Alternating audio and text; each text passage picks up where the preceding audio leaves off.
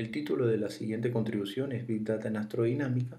Este trabajo es realizado en colaboración con Adelis Nieves, Fabiola Hernández, Ever Avendaño y Daniel Casanova, que representan distintas instituciones nacionales e internacionales, como se muestra en la plantilla. Sabemos que actualmente existen una gran cantidad de orbitadores que no son satélites activos, sino de escombros espaciales que superan ya los miles.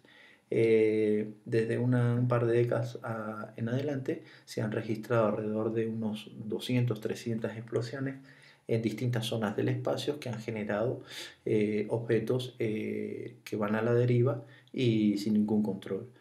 No se sabe cuál es el total de cantidad de estos objetos. Sin embargo, hay estimaciones sobre la cantidad de ellos en tamaños y propiedades físicas, como por ejemplo hay unos 170 millones de objetos menores a 1 centímetro, unas 670.000 piezas entre 1 y 10 centímetros y que se encuentran repartidos o congestionados entre regiones principales que son las de mayor actividad espacial, como son las órbitas bajas, las medias y las geoestacionarias. Actualmente hay dos bases de datos importantes, que es la de la NASA y la de la Agencia Espacial Europea, que han catalogado objetos de mayor probabilidad de colisión con satélites activos y alrededor de unos 20.000 cada uno hasta la fecha, ¿no? Como existen esta gran cantidad de objetos que van a la deriva, pues se eleva el riesgo de colisión e impacto entre estos mismos escombros espaciales y con satélites activos.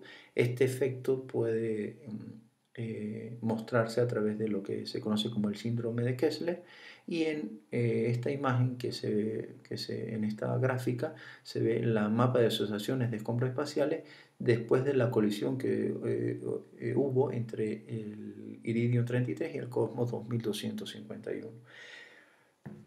Actualmente existen redes de seguimiento y monitoreo sobre estos orbitadores con técnicas de radar y óptico. Aquí se ve una representación gráfica de la ESA de lo que se estima tener en un par de años y que ya lleva bastante terreno ganado.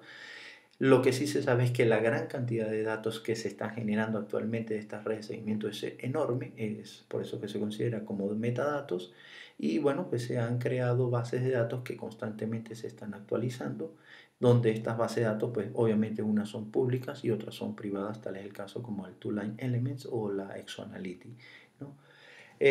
Fundamentalmente, la dinámica que describe estos orbitadores, cualquier orbitador, está representado por este sistema de ecuaciones diferenciales, cuya solución son estos 6 elementos orbitales, que son el semieje mayor, la excentricidad, la inclinación, el argumento, la ascensión recta no ascendente, el argumento del perigeo, y un parámetro que depende del tiempo, pues es la anomalía media verdadera o la excéntrica.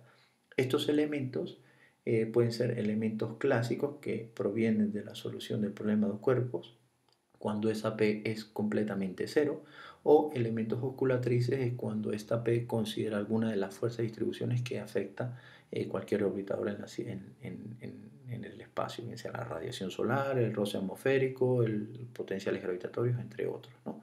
Lo cierto es que por cada una de estas piezas, supongamos unos 170 millones, pues se pueden obtener este conjunto de elementos, y que al ser propagados o integrados para encontrar sus efemérides, por ejemplo, en un año al segundo, pues se van a obtener una gran cantidad de datos adicionales por cada conjunto de elementos. Entonces, la cantidad de datos que se tiene para obtener información relevante, pues está disponible, y es nuestro interés, es extraer esa información de un conjunto de metadatos de forma confiable y semiautomática, no automática totalmente, ya que un cierto usuario pues, puede plantear ciertos criterios que le interesen.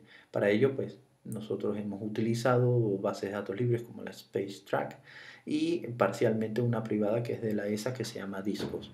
Hemos realizado un análisis cuantitativo de algunos datos, información que está implícita dentro de esos datos y que se puede cruzar para obtener.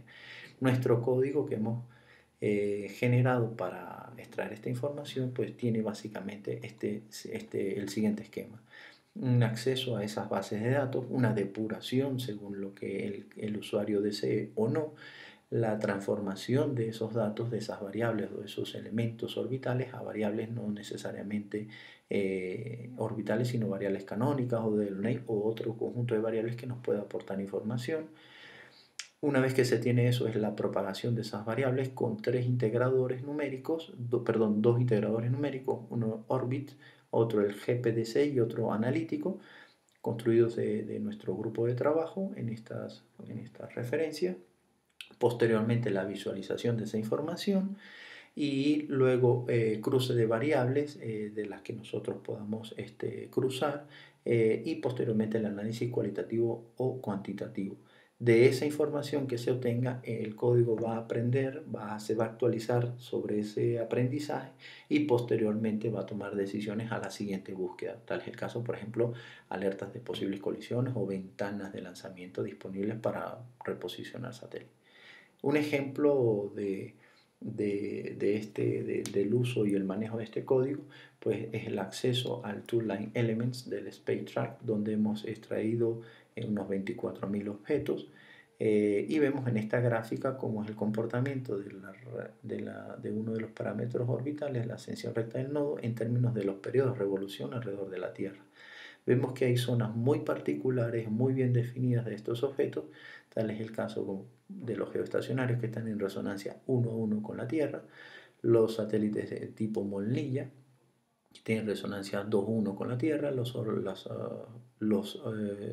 orbitadores en órbitas medias que se cruzan entre órbitas bajas y medias, y vemos que hay grandes cantidades de estos orbitadores en resonancia 12, 13, 14 y 15 y representados por estos colores azules y rosa. Estos orbitadores casualmente es donde han ocurrido el impacto de destrucción de satélites en estas zonas de órbitas bajas. Si nosotros cruzamos esa información o estos datos con otras variables, tales en el caso como la excentricidad y el semieje mayor, vemos cómo es el comportamiento de estos orbitadores. Este gráfico está representado en escala logarítmica en ambos ejes y lo primero que resalta es que hay una línea muy fina en la parte superior central. Esa línea al estar realmente está muy dispersa y representa esos objetos que no están en resonancia, es decir, esos objetos están en órbitas elípticas y que en algún momento van a entrar en resonancia. Tal es el caso de esas agrupaciones que se ven muy bien definidas, tal es el caso de los geoestacionarios, que son estos grupos a la derecha, las órbitas Molnilla, las órbitas medias y la gran cantidad de orbitadores, escombros espaciales en órbitas bajas, que es la región verde. El histograma muestra de fondo, muestra cuál es la cantidad de objetos que puede haber en estas regiones. Estos son objetos catalogados. Lo que se puede extraer de esto es que estos objetos en estas asociaciones tienden a circularizar su órbita cuando entran en resonancia, buscando ese equilibrio. Los objetos que no están en resonancia, tal es esa brecha que se abre, son objetos que no entraron en resonancia y están básicamente en una órbita de escape. Si cruzamos otra de las variables, tal es la inclinación, como el semieje mayor, pues vemos cómo es el comportamiento de todos esos objetos. Particularmente aparecen aquí los satélites geoestacionarios, que es la zona verde. Y si nosotros cruzamos la ascensión recta de todos esos objetos, vemos que aparece un grupo, esas manchas, esos grupos o esas concentraciones, y eso es importante. Entonces, tal es el caso de este grupo de los geoestacionarios. Si nosotros queremos ver cómo es el comportamiento de la inclinación con respecto al argumento de perigeo, vemos este siguiente gráfico. Los puntos rojos son los objetos reales catalogados en este SpaceTrack y vemos como hay un cierto comportamiento de su dinámica. En este caso es que estos objetos se mueven alrededor de un plano que está inclinado con respecto al plano ecuador, y ese es el plano de Laplace, que está representado por esa curva azul. Si nosotros proyectamos esos objetos que son geoestacionarios, recordemos que están en conmensurabilidad con el periodo de rotación de la Tierra, su proyección sobre la superficie de la Tierra sería un punto. Entonces, al verlo en coordenadas geográficas de latitud y longitud, pues vemos que hay un comportamiento sinusoidal de estos objetos que va desde 0 grados hasta menos 15 grados de latitud, luego pasa por el Ecuador, alcanzando un máximo a los 15 grados de latitud, luego vuelve a bajar pasando por el Ecuador a 0 grados y continúa. Ese comportamiento es un comportamiento de largo periodo de estos objetos, a pesar de que están en esa conmensurabilidad. Estos datos reales comparados con el comportamiento dinámico teórico de estos objetos, pues coincide con el trabajo realizado por Chang-Jin en 2016 y que está dado por esta ecuación que se ve allí. Bueno, básicamente esto es una información preliminar de un conjunto de datos que hemos podido acceder de forma automática según el criterio de estos objetos, y que estos son datos que se obtienen de forma masiva. Entonces, como conclusiones preliminares, que podemos extraer información relevante que está implícita en esos datos y que constantemente se puede actualizar o se actualizan, con lo cual esa dinámica puede cambiar. Orbitadores que tienen a circularizar su órbita entran en resonancia, eso es importante. En el caso de los geoestacionarios, que bueno, pues existe una correlación entre la inclinación y omega, cuando estos objetos están en resonancia 1 a 1, y está reflejado con movimiento de periodo y largo periodo que se ve reflejado en la traza. Para futuro, pues lo que se desea es optimizar ese código a OpenMP, paralelizar, que el aprendizaje de la información sea automático y que se actualice cada vez que se vaya a obtener esa misma información, o el programa entienda que eso existe, y extendernos no solamente a este conjunto de elementos, sino a las variacionales de cada uno de ellos, que eso es otro trabajo. Bueno, esto era lo que les quería contar en relación a este trabajo. Muchas gracias por su atención. Si tienen alguna duda o comentario, pues pueden hacerlo a través de ese correo electrónico.